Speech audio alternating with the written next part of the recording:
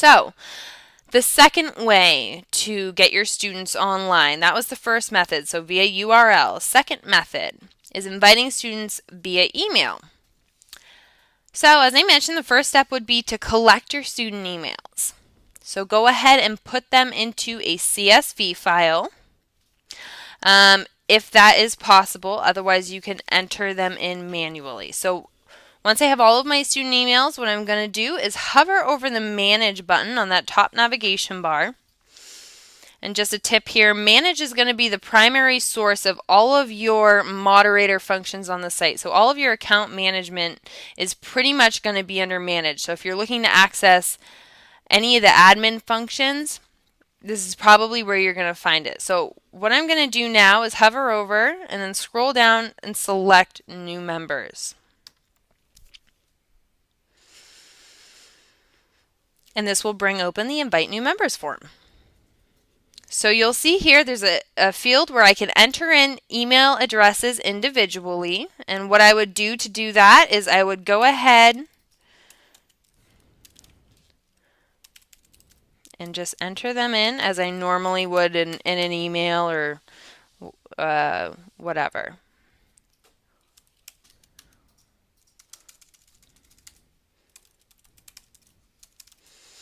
And then comma, space, just like an email, and then enter in the next one.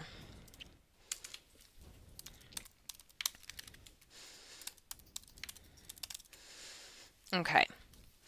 Now, if I want to upload a list or my CSV file of my students, what I'll do is I'll go ahead and click on Choose File. And this will allow me to browse my hard drive for a CSV.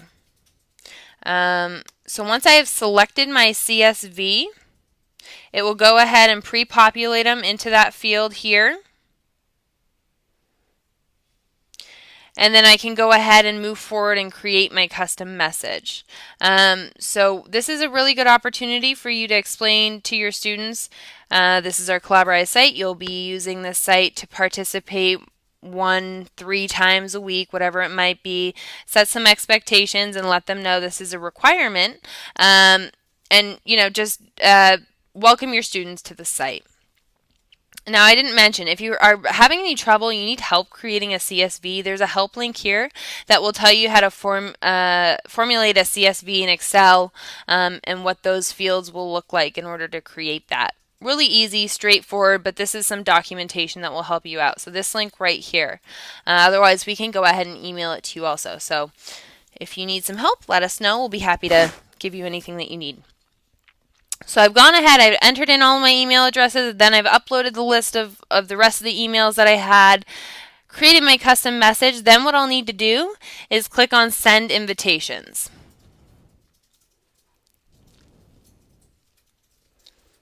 This is going to then validate my users. So what this means is we aren't looking for whether or not these are real email addresses or not. What we're doing is we're checking for people that have already been invited to the site or that are already members of the site. So if you have anyone that you've already invited or already a member, it will come up as an invalid users tab over here. So you'll just need to take a look at that, figure out if you've already invited them, if they're active, or what's going on there. But for the most part, all of your users are going to be valid and they'll come up on this list. Just go ahead and check that you want to send the invitations to all of them. And then click Send Invitations one more time. And it will then confirm that you have sent 2 invitations successfully. So we have now demonstrated the 2 methods for inviting your students to your Collaborate Classroom site. And now we will go over groups and how to manage your members. So to manage your members, what you'll want to do is roll over the Manage tab on the top navigation bar and then select Members from the drop-down list.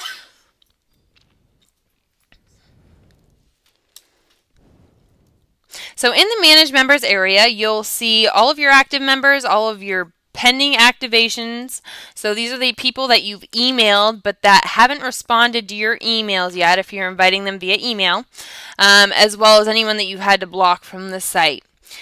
Within the managed members, within the active areas, what you'll see is a full detailed list of all of the members of your site, which includes your student's first name, screen name, email address, their role on the site. So if you have any student moderators, so this could be a TA or another teacher that's assisting with you on your site, as well as the ability to access their participation report directly from the manage area. And then whether or not they're a part of a group, so a student group that you've organized on your site. From this area, you can actually export your member list also. So if you needed this class list for anything else, really easy to export. And I'll show you how to do that. And then you can also send a message to all of your members from here as well as invite new members. So manage members area, this is going to be the hub for exactly that, managing your members, managing your students.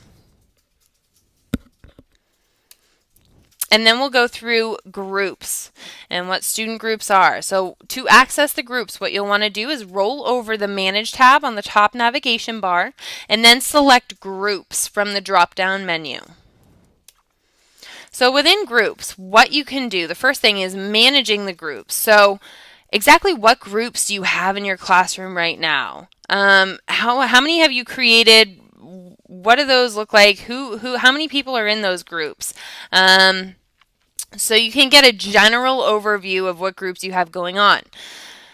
You'll then get into the group details when you click on a group, so you can see exactly who's in the group, add new groups or add new members to your group, and then then we'll take you through how to create a new group and what exactly that looks like and how to do that, what the details are of that. So let's go over then to our site and I'll take you through how to manage members and student groups. So first thing that I'm going to do, and I know I touched on the manage members part a bit before, is hover over manage again, and then select members.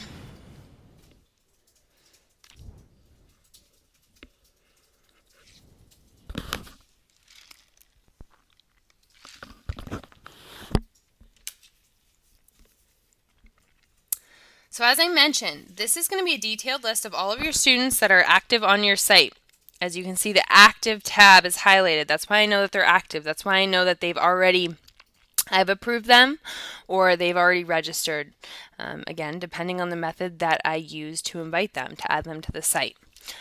So I've got a list of my students' full name, their screen name on the site, as well as their email address, the site that or the email that they're using to log in. Their role, so again, if I potentially had a TA or another teacher that was going to be co-teaching with me or someone that just wanted a little bit more insight into the functionality of a moderator, again, I would, as a best practice, really recommend that this person is trusted. This isn't just some student that you've drawn out of a hat. These are pretty powerful. This is a pretty powerful role on your collaborative classroom site. You're going to have a lot of access. So again, if you're going to be promoting a TA or a student, make sure it's just someone that you trust. So if I wanted to promote someone, what I would do is look them up on this list. I could either search for them up here via their name, screen name, email address, whatever it might be, or I can just select them from the list here. And then once I access the person that I want to promote, what you'll see here is under the role column, a drop down. Everyone is default set as an authenticated user, but I could change someone to a moderator. So I would just simply select moderator if I wanted to change them. I could also block someone from the site by clicking this button here, or delete them from the site entirely.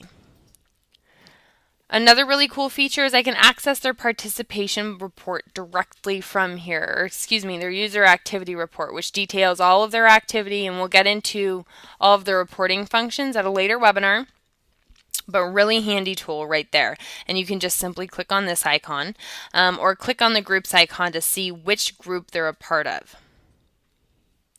So as I mentioned before, the pending activation, these are all going to be all of the folks that haven't responded to your email invitation. So when you're in the pending activation here, you'll see a list of all of these folks that haven't responded, and it will also allow you the capability to resend the invitation. So you'll just simply click on this right here. It will allow you to re-customize a message if you want to, and then click send, and it will just go ahead and send that over to them. You can also delete them from the list of pending activation here as well, and then see any groups that you've pre-assigned them to.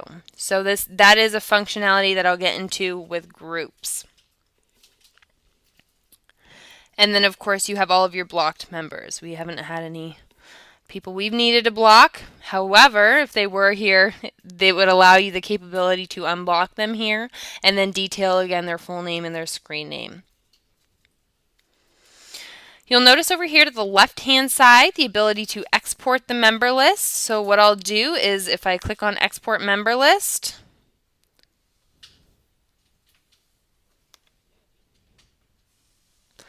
it will go ahead and just, I'm on a Mac computer right now, so what it did was it just went ahead and moved it to my downloads. If you're on a PC, it might work differently. I'm not entirely sure. But I know for Macs, it just goes ahead and moves it over to my downloads. And I've got it right there. I can click on it to open it up. And I believe that it is in PDF form. And then again, send a message to all of your users or invite new members right here.